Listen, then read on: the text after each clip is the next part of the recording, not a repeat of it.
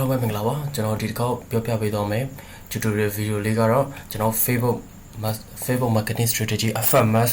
online course ရဲ့ Messenger marketing ခြေပြုတဲ့ Manychat tutorial video လေးတစ်ခုပဲဖြစ်ပါတယ်ဒီ tutorial video မှာတော့ကျွန်တော် default reply ဆိုတဲ့ function လေးကိုထည့်သွင်းခြင်းနဲ့အသုံးပြုတဲ့နေရာလေးကိုကျွန်တော်ပြောပြပေးသွားမှာဖြစ်ပါတယ်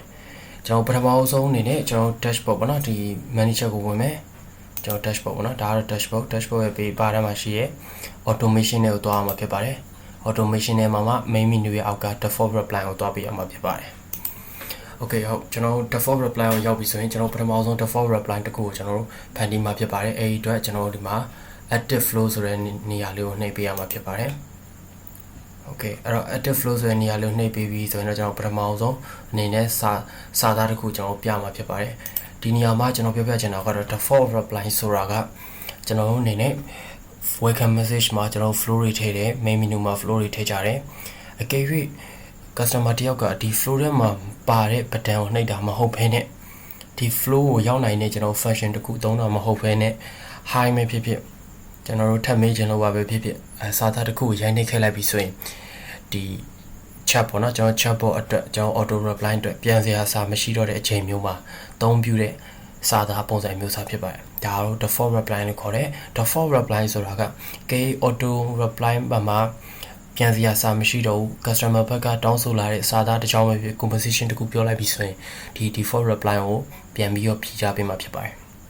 အဲ့တော့ကျွန်တော်ဒီနေရာမှာ default reply ကိုတက်ဆင်ပေးမှာဖြစ်တယ်အဲ့တော့ dashboard ကိုတွားမယ် dashboard ကိုရောက်ပြီဆိုရင်ကျွန်တော်အနေနဲ့ပထမဆုံးစာသားလေးကျွန်တော် copy ကူးမယ်ဒီညမှာကျွန်တော်ပြောပြချင်တာကတော့ default reply ကိုကျွန်တော်တို့အနေနဲ့ service တွေဒါကြီးကြော်ညာပေးတဲ့ဟာမျိုးပေါ့နော်ကြော်ညာပေးတာကြီးလုံးဝမထည့်ရဘူးပြီးနောက်တစ်ခုကကျွန်တော်တို့အနေနဲ့ဖုန်းနံပါတ်ကိုပေးတာပဲဖြစ်ဖြစ်ကျွန်တော် page link ကိုညွှန်တာပဲဖြစ်ဖြစ်အဲ့လိုပုံစံမျိုးပဲလုပ်ကြည့်တဲ့မှာကျွန်တော်ဒီနေရာမှာကျွန်တော်ပြောပြတာကတော့ကျွန်တော်ရဲ့ page ကိုထပ်မံပြီးလေ့လာလို့ရတဲ့အတွက်ကျွန်တော် team က marketing innovative team တခုဖြစ်တယ်ဆိုတဲ့အကြောင်းမိတ်ဆက်တယ်ပြီးရင်ကျွန်တော်ဒီမှာလေ့လာရဆိုပြီးကျွန်တော် page ကိုပြန်ညွှန်တာဖြစ်ပါတယ်ဒီနေရာမှာဘာလို့ page ကိုပြန်ညွှန်တာလဲဆိုတော့ကျွန်တော်အနေနဲ့တခြားသောနေရာကနေကျွန်တော်ရဲ့ chat box ကိုရောက်လာတာဖြစ်မယ်ကျွန်တော်တို့ messenger marketing link ပေါ့နော်ဒီ messenger link ကိုချပြီးကျွန်တော်အနေနဲ့ boost လိုက်တာလို့ဖြစ်မယ်တခါလေကျွန်တော် Facebook post ကိုတခြား boost ဟောပါနော်ကျွန်တော် boost လိုက်တဲ့အတွက်မြင်ပြီးတော့ comment မှတ်ပြီးကျွန်တော် chat box ကိုရောက်လာတယ်ဒါပေမဲ့ကျွန်တော် page ကိုမဖတ်ကြည့်ဘူးသေးဘူးဆိုရင်ကျွန်တော် page ကိုပြန်ဖတ်လို့ရအောင်ညွှန်ပေးတဲ့အသေးပဲဖြစ်ပါတယ်အဲ့တော့ကျွန်တော်ဒီနေရာမှာ digital marketing ဆိုင်ရာခွင့်လန်းများစွာကိုမိတ်ဆွေတို့အတွက်ကိုညီဖော်ဆောင်ပေးလျက်ရှိသောမိတ်ဆွေတို့နှခါဖြစ်မိတ်ဆွေတို့အတွက်ကိုညီဖော်ဆောင်ပေးလျက်ရှိသော marketing innovative team ဖြစ်ပါတယ်ခင်ဗျလေးလာရန်ခလုတ်ကိုနှိပ်၍ကြီးစုစုံစမ်းနိုင်ပါတယ်ခင်ဗျဆိုပြီးကျွန်တော်တို့ညွှန်ပေးထားပါတယ်အဲ့တော့ကျွန်တော်ဒီလေးလာရန်ကိုကျွန်တော်အောက်မှာ button အနေနဲ့ထည့်ပေးမှာဖြစ်ပါတယ်တော့ button ထည့်မယ် button ရဲ့ name ကိုကျွန်တော်လေးလာရန်ဆိုပြီးတော့ပေးမှာဖြစ်ပါတယ်လေးလာရန်လို့ပေးပြီးရင်ကျွန်တော်အနေနဲ့ဒီနေရာမှာ open website ဆိုတဲ့ function ကိုညွှန်မှာဖြစ်ပါတယ်ဒါပေမဲ့ကျွန်တော်ဒီနေရာမှာ website ကိုညွှန်တာမဟုတ်ဘဲနဲ့ကျွန်တော်ရဲ့ page ကိုပြန်ညွှန်ပေးမှာဖြစ်ပါတယ်အဲ့တော့ပထမဆုံးကျွန်တော်အနေနဲ့ open website ကိုနှိပ်မယ် open website နေပြီးရင်ကျွန်တော်ဒီမှာ website address ဆိုပြီး enter URL here ဆိုရှိတယ်အဲ့ဒီနေရာမှာကျွန်တော်ရဲ့ page ရဲ့ link ကိုရိုက်ပေးမှာဖြစ်ပါတယ်ကျွန်တော် page နဲ့ရိုက်တဲ့ချိန်မှာ www.http တွေပါတယ်အကုန်လုံးကျွန်တော်ခဏမေးထားပြီးတော့ကျွန်တော်ဒီ page ရဲ့ tutorial video ပေါ့နော် Facebook page ပိုင်းဆိုင်ရာ tutorial video တွေမှာပြောပြခဲ့သလိုပဲ messenger link ဆိုရင် m.me နဲ့စသလို page link ဆိုရင်ကျွန်တော် fb.me နဲ့စပါတယ်အဲ့တော့ကျွန်တော်ဒီမှာရိုက်ပြပေးပါမယ် fb.me ဖြစ်ပါတယ် me ပြီးရင်ကျွန်တော်ဒီမှာ slash လေးတစ်ခုချမယ် slash ချပြီးရင်ကျွန်တော်ဒီနောက်က username ထည့်ရမှာဖြစ်ပါတယ်ကျွန်တော် page ထဲမှာ username ထည့်ပြီးမှဖြစ်ပါတယ်ကျွန်တော်ဒီ share tutorial video တိုင်းအကယ်လိုက်လုပ်ခဲ့ပြီးရဆိုဒီရိုက်လိုက်လာခဲ့ရင်ဆိုတော့ကျွန်တော်ဒီနေရာမှာ username ရှိနေမှာဖြစ်ပါတယ် username ကကျွန်တော် page ရဲ့ name အောက်မှာပေါ့နော်ကျွန်တော် page name ရဲ့အောက်မှာ username ပါပါတယ် FAPN content ဆိုရဟာလေးပါပါတယ်ကျွန်တော်ဒီနေရာမှာတော့ F ကိုရိုက်စရာမလိုဘူး APN CONTENTS APN content ဆိုရရိုက်ပါဖြစ်ပါတယ်ပြီးရင် slash လေးတစ်ခုချပေးမှာဖြစ်ပါတယ်ဒါကျွန်တော် page ရဲ့ link ဖြစ်ပါတယ်ဒီ link ဒီစာသားလေးကိုကြိုက်တဲ့ browser မှာထည့်ကြိုက်တဲ့ဒီ website ဟိုပေါ့နော်ညွှန်တဲ့နေရာတွေမှာထည့်လိုက်ကျွန်တော် page ကိုတက်ရောက်မှာဖြစ်ပါတယ်ဒါကျွန်တော် SEO ရဲ့အဓိကနေရာတစ်ခုဖြစ်ပါတယ်ပေါ့နော်ဒီနာမည်လေးနဲ့ကျွန်တော် page ကိုမြင်ရမှာဖြစ်ပါတယ်အဲ့တော့ကျွန်တော်ဒီမှာ done ကိုနှိပ်လိုက်မယ် done နေပြီးကျွန်တော်ဒီမှာ publish နှိပ်မှာဖြစ်ပါတယ် ကျွန်တော် publish တော့လုပ်ပြီးသွားပြီကျွန်တော်ဒီနေရာမှာတခုပြောပြချင်တာကတော့ disable ဖြစ်နေတယ် enable ပြောင်းလို့မရဘူးအဲ့တော့ပြီးတော့ကျွန်တော်ဒီမှာ once per 24 hour ပါဆိုပြီးတော့ကျွန်တော်ဒီနေရာမှာနှိပ်လို့ရမယ်တော့ enable ရင်နှိပ်လိုက်မယ်နှိပ်ပြီးကျွန်တော်ဒီမှာပြောင်းလို့ရတယ် every time ဆိုပြီးတော့ကျွန်တော်အချိန်တိုင်းလို့ကျွန်တော်တို့ပြန်ပြီးတော့ဒီစာပြန်တဲ့ပုံစံမျိုးလေးလုပ်လို့ရတယ်ဒါမှမဟုတ်24နာရီမှတစ်ခါစာပြန်တဲ့စနစ်ကိုလည်းကျွန်တော်လုပ်လို့ရတယ်โอเคအဲ့တော့ကျွန်တော်ဒီနေရာမှာ24နာရီမှတစ်ခါဆိုတော့ကျွန်တော်ပြောင်းပေးထားမယ်ပြီးကျွန်တော်စမ်းသပ်ကြည့်မှာဖြစ်ပါတယ်အဲ့တော့ dashboard ကိုသွားမယ် dashboard ကနေမှကျွန်တော် Messenger link ကိုနှိပ်ပေးရမှာဖြစ်ပါတယ်โอเคအဲ့တော့ကျွန်တော် Messenger ကိုရောက်ပြီဒါကျွန်တော်လက်ရှိကျွန်တော်တို့သုံးထားတဲ့ user ပေါ့နော်ကျွန်တော်စကားပြောထားတဲ့ user ဖြစ်တဲ့အဲ့တော့ကျွန်တော်စာသားတစ်ခုရိုက်ကြည့်အောင်ဒီထဲမှာမပါတဲ့စာသားပေါ့နော်ကျွန်တော် pattern နဲ့မနှိပ်ဘူးတစ်ခုပေါ့နော် high မှကျွန်တော်ရိုက်လိုက်မယ်ထပ်မေးခြင်းတဲ့အတွက်ကျွန်တော်ထပ် highlight တဲ့သဘောဖြစ်ပါတယ် highlight တယ်အော်ကျွန်တော်လောဆယ်ကျွန်တော်ဒီအောင် delete လုပ်တော့ကျွန်တော်အစောတစ်ခေါက်မေးထားတဲ့အတွက်24နာရီမှတစ်ခါပဲပြန်ပြေးမှာဖြစ်တဲ့အတွက် default reply ကိုထပ်ပြီးတော့မရတော့ဘူးအဲ့တော့ကျွန်တော်ဒီမှာ delete နိုင်မယ် delete နေပြီးကျွန်တော်တစ်ခေါက်ပြန်ဆန်းကြည့်အောင်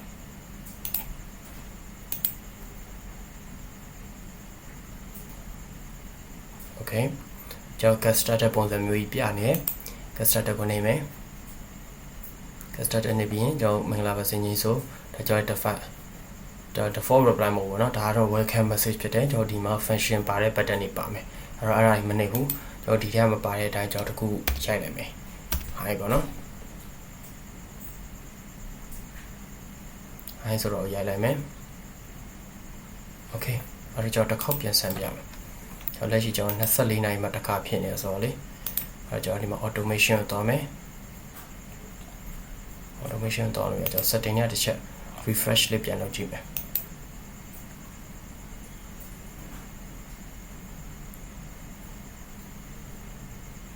okay ကျွန်တော် refresh ပြန်လုပ်ပြီးသွားပြီဆိုတော့ကျွန်တော်တစ်ခေါက်ပြန်ဆန်းကြည့်မယ် hi ရတယ်ကျွန်တော်ဒီနေရာမှာokay ပေါ့နော်ကျွန်တော်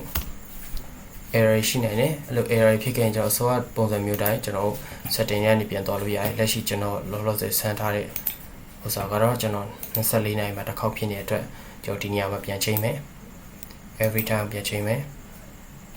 every time ပြန်ချိန်ပြီးရင်ကျွန်တော်ဒီမှာ page နဲ့တစ်ခေါက်ပြန်ချိန်မယ် refresh permission ပေါ့နော်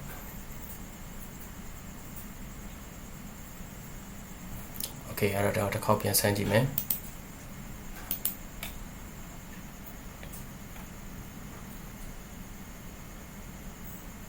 အဲ့တော့ကျွန်တော် high တစ်ချက်ပြင်ရကြည့်မယ် okay ဒီမှာကျွန်တော်ရဲ့ default reply ကိုပြန်ပြီးတော့စာပြန်တာဖြစ်ပါတယ်နောက်တစ်ခါထပ်ရိုက်ကြည့်မယ်နောက်တစ်ခါထပ်ပြန်တယ်အဲ့တော့ကျွန်တော်ဒီညမှာကွာချက်ကိုတစ်ချက်ပြောပြချင်ပါတယ်ကျွန်တော်တို့ okay ကျွန်တော်ပထမဆုံးစာ error တက်ခဲ့တာကကျွန်တော်ကစကားပြောပြီးသား user ဖြစ်နေတယ်ပြီးတော့အဲ့အချိန်မှာကျွန်တော်ပထမဆုံးဒီ tutorial video မဖြစ်ခင်မှာကျွန်တော်စမ်းထားတဲ့ default reply ကိုကျွန်တော်ပြန်စာပို့ထားပြီးသားဖြစ်တဲ့အတွက်တရက်ကိုတစ်ခါပဲပို့တဲ့အတွက်ကျွန်တော်ထပ်မပို့တာဖြစ်ပါတယ်နောက်တစ်ခုကျွန်တော်ဘက်ကကျွန်တော် user ဘက်က delete လုပ်လိုက်ပြီမဲ့လည်း page ပိုင်းဘက်မှာကျွန်တော်က subscriber အနေနဲ့ဝင်ထားပြီးသားဖြစ်တဲ့အတွက်ကျွန်တော်ကဘလောက်ပဲ high နေ hello ပဲပြန်ပြောတနေ့ကိုတစ်ခါပဲပို့မှာဖြစ်တဲ့အတွက်ထပ်ပြီးမပို့တာဖြစ်တယ်အဲ့တော့ကျွန်တော်ဒီမှာ24 hour ကိုကျွန်တော်က every time ပြောင်းလိုက်တယ် every time ပြောင်းလိုက်တဲ့အတွက်ကျွန်တော်ဒီမှာ high နောက်တစ်ခါထပ်ရိုက်ပြမယ်နော် high လို့တော့မဟုတ်ပါတော့တခြား conversation တခုပြောတိုင်းအမြဲတမ်း default reply ကပြန်ပြီးတော့လေးလိုက်ရင်ဆို default reply အမြဲတမ်းပြန်စာတွေပို့နေမှာဖြစ်ပါတယ်အဲ့တော့ကျွန်တော်အနေနဲ့ဒီနေရာမှာဖြစ်နိုင်ရင်တော့ every time ကိုမထားစေချင်ပါဘူး24နာရီမှတစ်ခါပဲထားစေချင်ပါတယ်ဘာလို့ဆို user အတွက်ကျွန်တော် vision အရာကျွန်တော်ဒီရောနော်မျက်စိပရာတာအရန်ရှုပ်စေပါတယ်အဲ့တော့ကျွန်တော်တစ်ခေါက်ပြန်ဆွဲပြမယ်ဆိုတော့ကျွန်တော် every time ပြောင်းတော့ကျွန်တော်3ခါရိုက်တဲ့3ခါလုံးထွက်တယ်အဲ့တော့ကျွန်တော်တစ်ခေါက်ပြန်ရိုက်ကြည့်မယ်မပို့တော့เนาะအဲ့တော့ကျွန်တော်အနေနဲ့ဖြစ်နိုင်ရင်เนาะကျွန်တော်24 hour ကို once per 24 hour ကိုပဲထားသင့်ပါတယ်အဲ့လိုမျိုးထားမှသာဒီ user ဘက်ကဒီစာတွေကို default reply နဲ့ခဏဒီပုံစံတူတဲ့စာတွေကိုပေးပို့ခြင်းရတယ်မျက်စိပေါ့နော်မျက်စိရှင်းစင်မှာဖြစ်ပါတယ်ကျွန်တော်ဒီတစ်ခေါက်ပြောထားပေးတဲ့ tutorial video တွေမှာတော့ default reply အပိုင်းဖြစ်ပါတယ် default reply ဆိုတာကကျွန်တော်တို့ Facebook တော့နော်ဒီ Messenger ရဲ့ auto reply နဲ့မှာကျွန်တော်အကယ်၍ဒီ function ပေါ့နော် function နဲ့လွတ်သွားတဲ့စာသား conversation တစ်ခုပဲဖြစ်ဖြစ်